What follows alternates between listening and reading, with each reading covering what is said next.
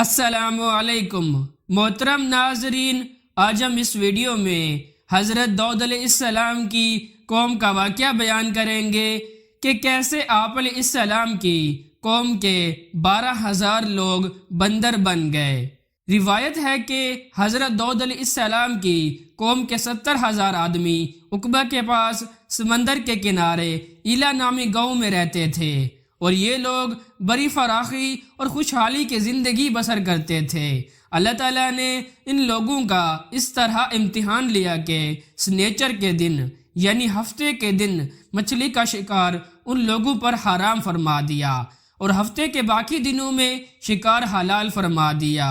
مگر اس طرح ان لوگوں کو آزمائش میں مبتلا فرما دیا کہ سنیچر کے دن بے شمار مچھلیاں آتی تھیں اور دوسرے دنوں میں نہیں آتی تھیں۔ تو شیطان نے ان لوگوں کو یہ ہیلا بتایا کہ سمندر سے کچھ نالیاں نکال کر خشکی میں چند اوز بنا لو، اور جب سنیچر کے دن ان نالیوں کے ذریعے مچھلیاں حوض میں آ جائیں تو نالیوں کا منہ بند کر دو، اور اس دن کا شکار نہ کرو، بلکہ دوسرے دن آسانی کے ساتھ ان مچھلیوں کو پکڑ لو۔ ان لوگوں کو یہ شیطانی ہیلا بازی پسند آ گئی، اور ان لوگوں نے یہ نہیں سوچا کہ جب مچھلیاں نالیوں اور حوضوں میں مقید ہو گئیں تو یہی ان کا شکار ہو گیا، تو سنیچر ہی کے دن شکار کرنا پایا گیا جو ان کے لیے حرام تھا۔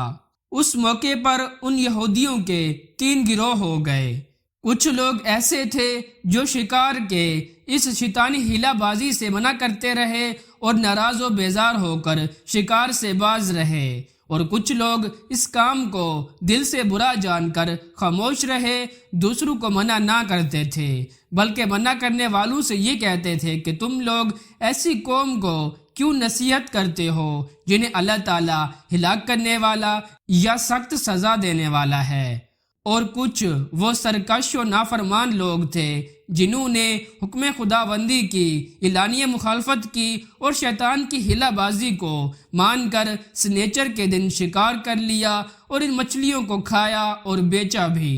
جب نافرمانوں نے منع کرنے کے باوجود شکار کر لیا تو منع کرنے والی جماعت نے کہا کہ اب ہم ان نافرمانوں سے کوئی میل ملاپ نہیں رکھیں گے۔ چنانچہ ان لوگوں نے گاؤں کو تقسیم کر کے درمیان میں ایک دیوار بنا لی اور آمد و رفت کا ایک الگ دروازہ بھی بنا لیا۔ حضرت داؤد علیہ السلام نے غضبناک ہو کر شکار کرنے والوں پر لعنت فرما دی، اور اس کا اثر یہ ہوا کہ ایک دن خطا کاروں میں سے کوئی باہر نہیں نکلا، تو انہیں دیکھنے کے لیے کچھ لوگ دیوار پر چڑھ گئے تو کیا دیکھا کہ وہ سب بندروں کی صورت میں مسخ ہو گئے ہیں۔ اب لوگ ان مجرموں کا دروازہ کھول کر اندر داخل ہوئے تو وہ بندر اپنے رشتہ داروں کو پہچانتے تھے اور ان کے آس پاس آ کر ان کے کپڑوں کو سونگھتے تھے اور زور و قطار روتے تھے، مگر لوگ ان بندر بن جانے والوں کو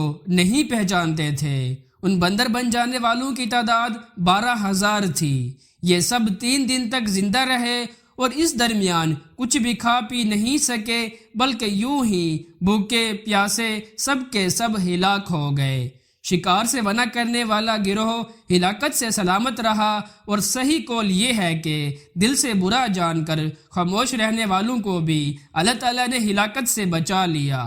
معلوم ہوا کہ شیطانی ہیلا بازیوں میں پڑھ کر اللہ تعالیٰ کے احکام کی نافرمانیوں کا انجام کتنا برا اور کس قدر خطرناک ہوتا ہے، اور خدا کے نبی جن بد نصیبوں پر لعنت فرما دیں وہ کیسے ہولناک عذاب الہی میں گرفتار ہو کر دنیا سے نیست و نابود ہو کر عذاب نار میں گرفتار ہو جاتے ہیں اور دونوں جہاں میں ذلیل و خوار ہوتے ہیں۔ اصحاب ایلا کے اس دل دلانے والے واقعے میں ہر مسلمان کے لیے بہت بڑی عبرتوں اور نصیحتوں کا سامان ہے۔ کاش اس واقعے سے مسلمانوں کے قلوب میں خوف خداوندی کی لہر پیدا ہو جائے، اور وہ اللہ اور رسول کی نافرمانیوں کی بجائے صراط مستقیم کی شہرہ پر چل پڑیں، اور دونوں جہانوں کی سربلندیوں سے سرفراز ہو کر اعزاز و اکرام کی سلطنت کے تاجدار بن جائیں۔